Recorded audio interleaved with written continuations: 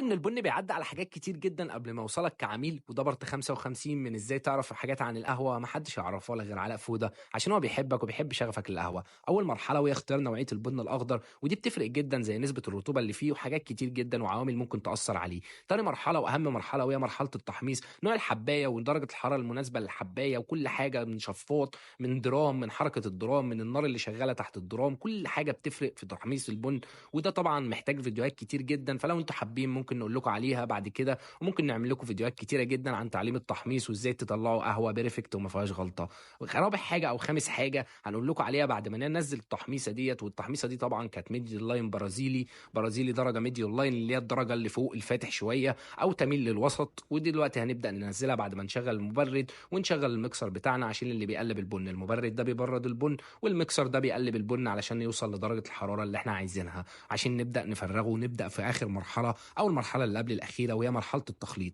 إحنا بنخلّط القهوة التركي لإن كل نوع من القهوة ليه مميزات وليه عيوب، فأنا مش هاقدر أطلّع لك من نوع واحد كل حاجة، وطبعًا ده في التركي بس مش الspecialty ولا القهوة المختصة. وطبعًا دلوقتي هنعدّي على مرحلة تانية وهي مرحلة التحويج، وده اختياري مش إجباري، وآخر مرحلة هي مرحلة الطحن، وبعدها مرحلة التغليف لحد ما البُن بيوصلك في الكيس اللي أنت بتشوفه في السوبر ماركت بقى أو بتجيبه من مطحن بُن أو أي